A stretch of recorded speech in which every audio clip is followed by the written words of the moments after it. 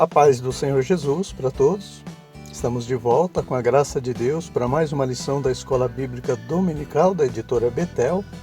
Hoje nós vamos refletir na lição de número 11, que vai falar sobre a relevância do discernimento.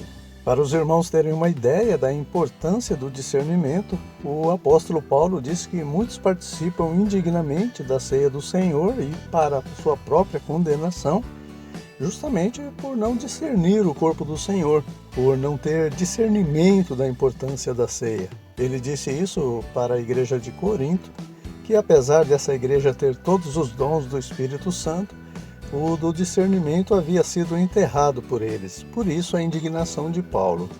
O texto de referência para a lição de hoje é o capítulo 7 de Mateus, versículos do 1 ao 6. Houve um erro na edição dessa lição, os irmãos observem aí na sua revista, que faltou acrescentar o versículo 6 no texto de referência, mas ele será abordado no tópico 3, tá bom?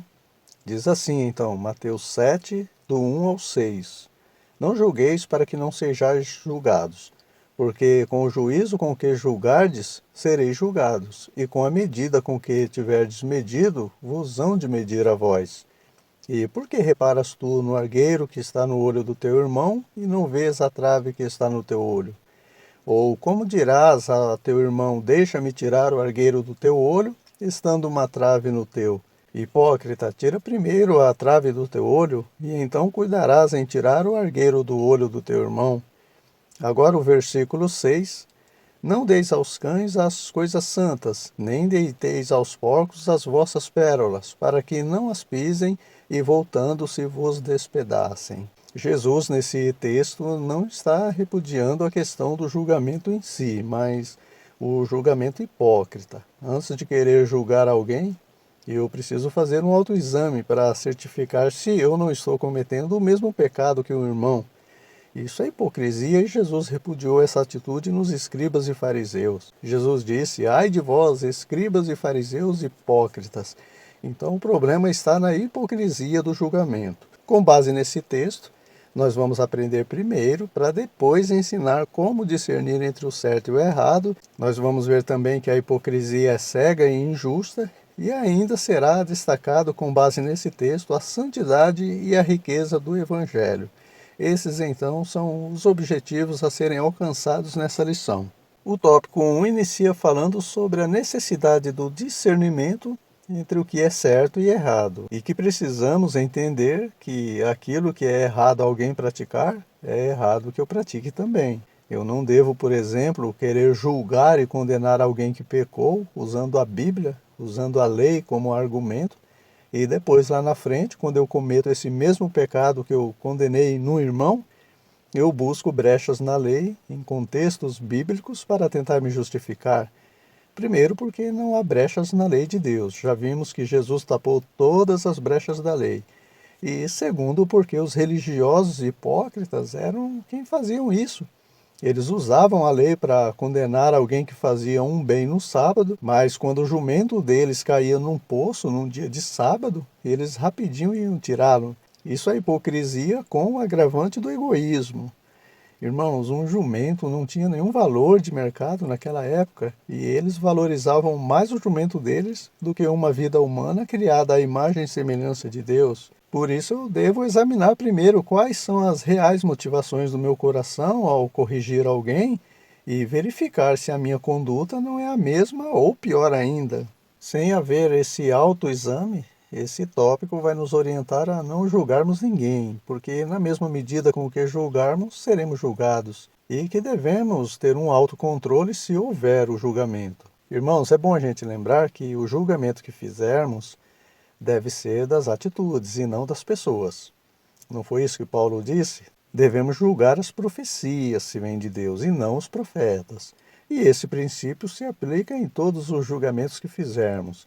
Os profetas e os pecadores, quem julga é Deus. Outro ponto importante que devemos atentar é que Jesus não está passando esse sermão para os religiosos hipócritas, mas para os seus discípulos. Não que os discípulos de Jesus fossem hipócritas, não é isso. Mas eles estavam sujeitos a caírem no mesmo erro dos religiosos. Se não vigiassem, eles estavam sujeitos a serem influenciados pelo meio em que viviam. Enfim, Jesus repudia o julgamento hipócrita, mas nem por isso eu devo rejeitar a repreensão de alguém quando eu pecar. Um erro não justifica o outro. Eu não devo, com hipocrisia, julgar alguém. Mas se a motivação do meu coração não é condenar o irmão, e sim ajudá-lo a sair do erro, nada me impede de repreendê-lo ou alertá-lo sobre o seu pecado. E da mesma forma, aquele que está sendo repreendido deve ser humilde em receber a repreensão como vinda de Deus.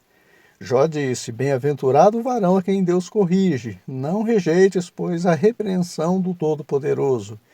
E Deus nos repreende através da sua palavra na boca dos seus servos e até mesmo através da boca de um ímpio. Você vê isso acontecer no capítulo 35 do segundo livro das Crônicas. O texto diz que o rei do Egito, chamado Faraó Neco, saiu para batalhar contra a Síria e o rei de Judá, o Josias, um homem de Deus, se opôs ao Faraó. Então Deus advertiu Josias através da boca desse Faraó Neco, só que o rei Josias não deu ouvidos à voz de Deus que saiu da boca do Faraó, e então o rei Josias foi morto ali mesmo. Irmãos, qual o nome disso se não for falta de discernimento de quando é Deus quem está falando? Interessante que a Bíblia diz que nunca houve um rei como Josias, que fazia o que era reto aos olhos de Deus, ou seja, a falta de discernimento pode estar até mesmo em alguém temente a Deus, mas Deus pode sim usar qualquer um para nos repreender, só que ele faz isso para o nosso próprio bem. Jesus disse: Eu repreendo e castigo todos quanto amo. E essa deve ser também a minha motivação se eu for repreender alguém, o amor, desejando o bem para essa pessoa.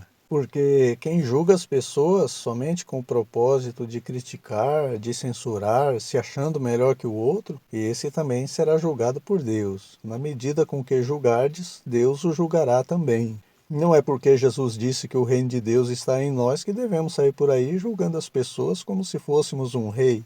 Ter é completamente diferente de ser. Nós temos o Rei dos Reis, mas continuamos sendo súdito ao Rei. Eu continuo sendo servo e não juiz. Claro que se Deus nos dotou do espírito humano e nos revestiu do Espírito Santo para discernir entre o bem e o mal, não podemos fazer vista grossa para o pecado alheio. Devemos sim advertir aquele que está no erro, mas sem dar lugar à presunção ou à ambição em querer fazer o que cabe a Deus. O que a lição de hoje está nos ensinando é a necessidade de um autocontrole no julgamento. Notem que Deus disse para Isaías no capítulo 58, versículo 1 do seu livro: Clama em alta voz, não te detenhas, levanta a voz como de trombeta e anuncia ao meu povo a sua transgressão e à casa de Jacó os seus pecados. Só que não apenas Isaías, mas todos os profetas anunciavam o pecado do povo, dizendo: Assim diz o Senhor. Ou seja, eu sou servo, é o Senhor quem está falando através de mim, como falou com Josias através do faraó Neco. E quando eu reconheço que a repreensão que eu estou passando pelo pecado de alguém está debaixo da autoridade divina, eu tenho esse autocontrole no julgamento. Eu não vou falar nem mais nem menos do que Deus mandou. Eu não vou apresentar o meu julgamento, e sim o juízo de Deus que virá, caso não haja arrependimento pelo pecado cometido. Com essa ressalva, nós temos que delatar sim o pecado alheio, para não sairmos do extremo da delação para o da omissão. Se isso acontecer, Deus também vai requerer de nós, porque omissão é pecado. Não foi isso que o Senhor disse para o profeta Ezequiel? Quando eu falar para o ímpio, certamente morrerás, e não o alertares a fim de que se converta do seu mau caminho, o ímpio morrerá na sua maldade, mas o seu sangue eu vou requerer das suas mãos. E isso não significa que estamos entre a cruz e a espada. Se correr, o bicho pega, se ficar, o bicho come. Se julgarmos, Deus nos julgará, se omitirmos, também seremos julgados. Não é isso.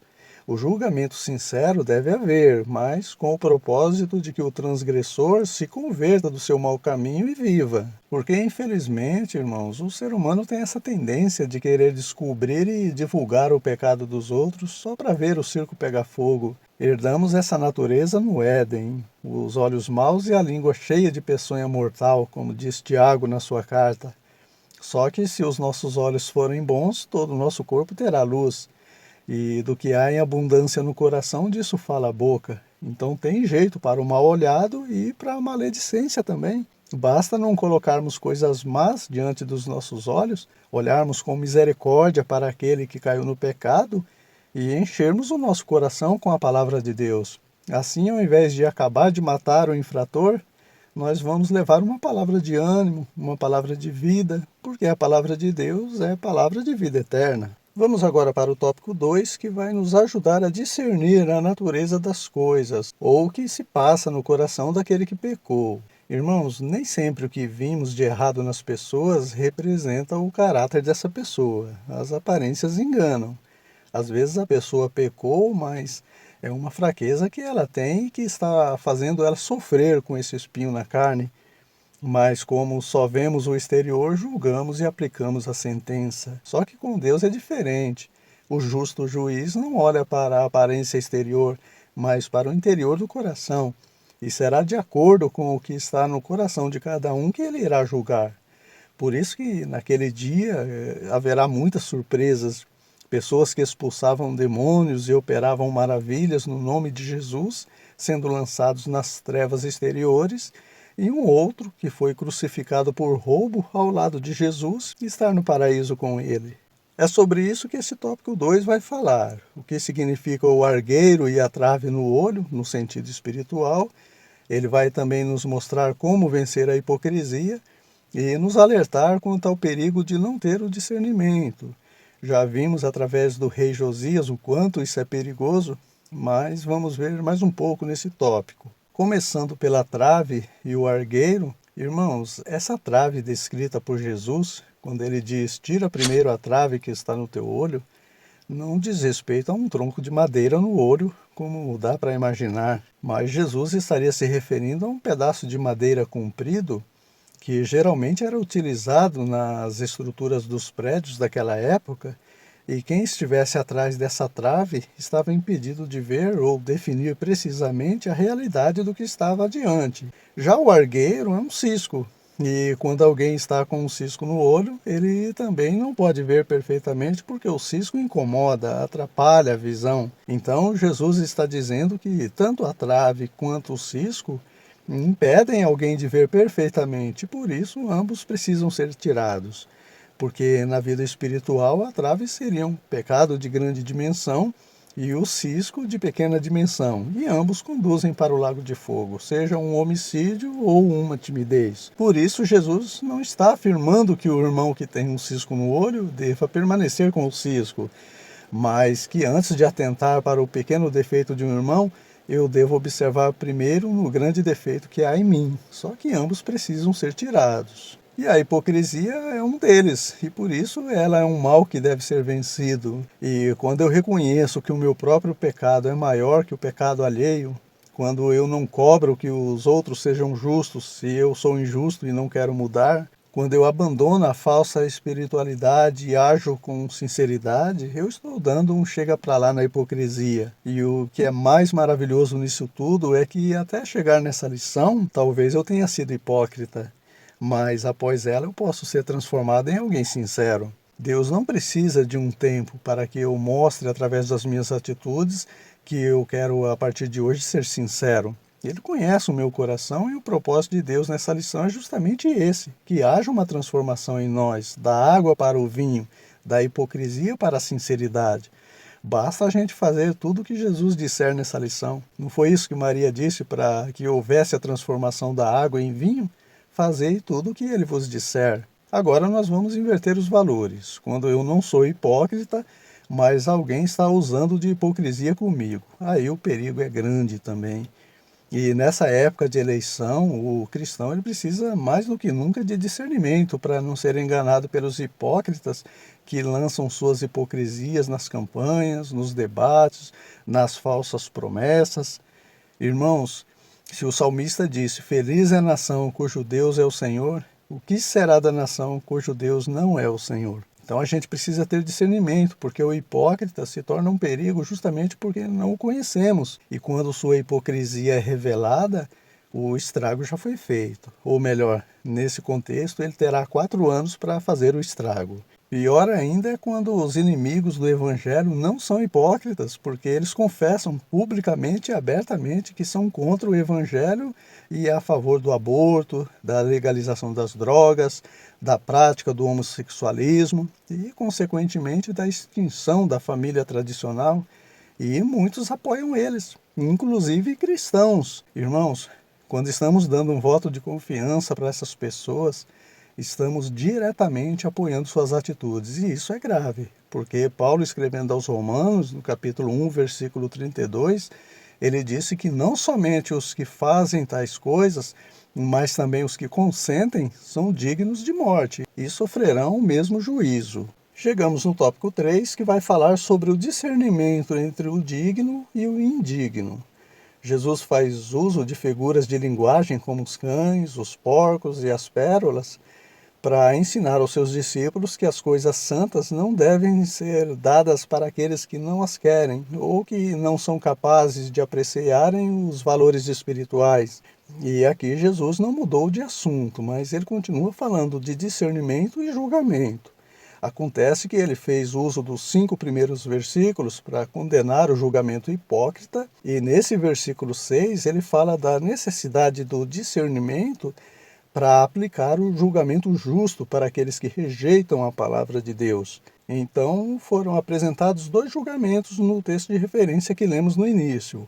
Um hipócrita, repudiado por Jesus, nos 5 primeiros versículos, e o outro justo, aprovado por ele nesse versículo 6. E esse último tópico vai nos mostrar o que significa então os cães, os porcos e as pérolas nessas palavras de Jesus, a fim de que tenhamos discernimento para identificá-los e fazermos um julgamento justo.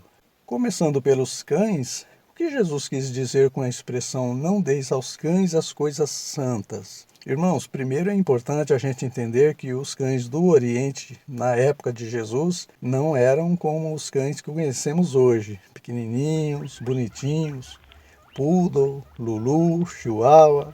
Nada disso, né? Eram cães selvagens, ferozes, rosnadores, que avançavam naqueles que estavam alimentando eles. É com esses tipos de cães que Jesus compara aqueles que não somente rejeitam a palavra de Deus, mas ainda agridem aqueles que os alimentam com esse pão espiritual, tipo o que fizeram com Estevão. Irmãos, a Bíblia diz que os homens chegavam a ranger os dentes de tanto ódio pela pregação de Estevão, antes de o apedrejarem até a morte. Jesus disse que quando esse tipo de pessoa rejeitar a nossa pregação, nós devemos sacudir a poeira sobre eles, não insistir. Só que no dia do juízo haverá menos rigor para os de Sodoma e Gomorra do que para esses cães que rejeitam furiosamente a palavra de Deus. Fato é que o evangelho não deve ser forçado. Não é por força nem por violência, mas pelo convencimento do Espírito Santo. E aqueles que resistem à voz do Espírito Santo, Estevão deu o nome de homens de dura cerviz e incircuncisos de coração. Com relação aos porcos, o sentido é o mesmo. São pessoas que estão vivendo em rebelião contra Deus e com os corações fechados para as verdades espirituais. Jesus disse: "Não deiteis", ou seja, não deem aos porcos as vossas pérolas. Claro que isso não significa que devemos rejeitar todo tipo de pecador. O próprio Senhor Jesus comia com os pecadores e ensinava a eles, mas que não devemos insistir com aqueles que resistem à verdade do Evangelho.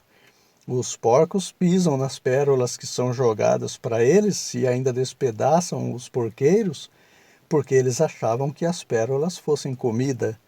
Da mesma forma, tem aqueles que querem ouvir somente mensagem que alimenta os seus egos, os seus pecados, os seus desejos, e quando ouvem palavras preciosas que contrariam tudo isso, se revoltam contra aqueles que trouxeram a palavra da parte de Deus.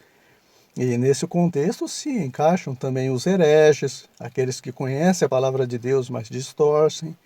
Paulo, escrevendo a Tito, disse que a esses, depois de uma ou outra advertência, nós devemos evitá-los, porque é perda de tempo e ainda corremos o risco de sermos contaminados com suas heresias. De mãos dadas com os hereges estão os apóstatas, aqueles que um dia foram participantes e que provaram os dons celestiais, a presença do Espírito Santo e que abriram mão de tudo isso. Pedro, se referindo a eles, disse que são como o cão que voltou ao próprio vômito e a porca lavada que se voltou ao espojadouro de lama. Também está incluso nessa lista os escarnecedores, cuja roda não devemos nos assentar para pregar o evangelho, seria jogar pérolas aos porcos. E da mesma forma os arrogantes. Jesus disse: graças te dou, ó Pai, que ocultaste essas coisas aos sábios e entendidos e as revelastes aos pequeninos, aos de coração quebrantado e contrito. Enfim, a lista de cães e porcos é enorme. Por último, as pérolas. Irmãos, as pérolas eram consideradas as joias mais preciosas da época naquela região. Para os irmãos terem uma ideia, Jesus contou uma parábola sobre um homem que achou uma pérola enterrada num campo. Então ele vendeu tudo que tinha e comprou aquele campo interessado na pérola que havia ali. Isso fala de renúncia a tudo por um tesouro precioso. Nessa parábola, Jesus nos ensina a valorizarmos mais do que tudo as coisas que são de cima. A palavra de Deus, a presença do Espírito Santo, o tesouro no vaso de barro que Paulo disse para os coríntios, a casa de Deus, o lugar santo separado para a adoração ao nosso Deus. Por que Jesus contou aquela parábola do filho que deixou a casa do pai e foi comer comida de porcos? Para nos ensinar que todo aquele que deixa a casa do pai e as coisas santas se assemelham aos porcos que desprezam as pérolas, aquilo que é mais precioso. Mas notem que para o filho pródigo teve jeito, porque nem todos que estão com os porcos são porcos. Agora a questão que fica é: como saber quem são essas pessoas que estão com o coração endurecido para a verdade, mas que são uns Saulos de Tarso ou uns filhos pródigos da vida que lá na frente irão se converter e ser um instrumento nas mãos de Deus? É exatamente aí que entra a questão da necessidade do discernimento para fazer um julgamento justo, porque não somos oniscientes. Esse atributo é exclusivo de Deus, na pessoa do Pai, do Filho e do Espírito Santo. Mas se temos o Espírito Santo de Deus habitando em nós, ele nos dará o discernimento e a sabedoria para distinguir, para fazer separação entre os cães e os porcos daqueles que não são. Amém, meus irmãos? Chegamos assim ao término de mais essa lição. Deus abençoe você que esteve conosco até o final desse vídeo e que tem nos apoiado. Se o Senhor nos permitir, na próxima semana estaremos de volta para estudarmos juntos a lição de número 12, que vai falar sobre o chamado para decisão e compromisso. Então eu conto com todos vocês, orem por nós e por mais essa lição, tá bom? Tenham todos uma ótima aula na EBD da sua igreja e até a próxima semana, se Deus quiser.